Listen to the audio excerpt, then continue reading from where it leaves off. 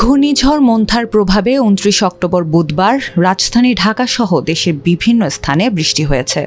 সাধারণত বৃষ্টি হলে ঢাকার বাতাস কিছুটা পরিষ্কার হয়, কিন্তু এবারের পরিস্থিতি ভিন্ন।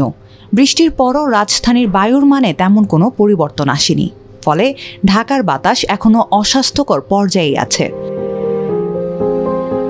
আজ ৩০ অক্টোবর বৃহস্পতিবার সকালে সুইজারল্যান্ড ভিত্তিক প্রতিষ্ঠান IQAir-এর তথ্য অনুযায়ী বিশ্বের ১২৫টি শহরের মধ্যে বায়ু দূষণের মাত্রায় ঢাকার অবস্থান পঞ্চম।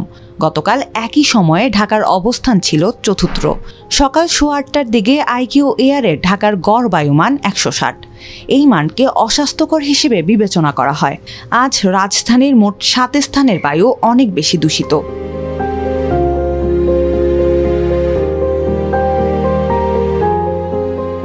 ঢাকার ৭টি এলাকায় বায়ুর মান সবচেয়ে বেশি দূষিত পাওয়া গেছে। এর মধ্যে শীর্ষে রয়েছে পুরান ঢাকার বেচামার দেউরিয়া, যেখানে বায়ুমান ১৭০। এই মানকে খুব অস্বাস্থ্যকর হিসেবে ধরা হয়। একই মাত্রায় দূষণ পাওয়া গেছে দক্ষিণ পল্লবীতেও। এছাড়া বেইজেস ওয়াটার ও ইস্টার্ন হাউজিং এলাকাগুলোতে বায়ুমান ১৬৩।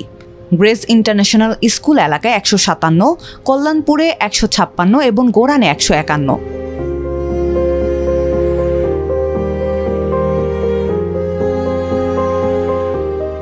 এই অবস্থায় নগরবাসীর জন্য কিছু সতর্কবার্তা দিয়েছে IQAir।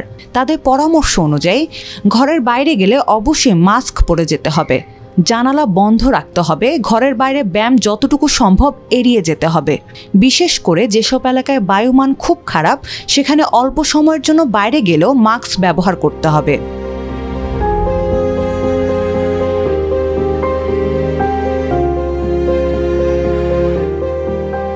বাংলাদেশের মানুষের প্রত্যাশিত আয়ুর জন্য সবচেয়ে বড় হুমকি এখন বায়ু দূষণ।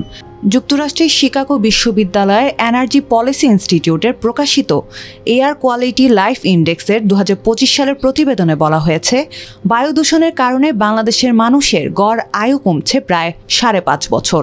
প্রতিবেদনটিতে বর্তমানে বাংলাদেশকে বিশ্বের সবচেয়ে দূষিত দেশ হিসেবেও উল্লেখ করা হয়েছে।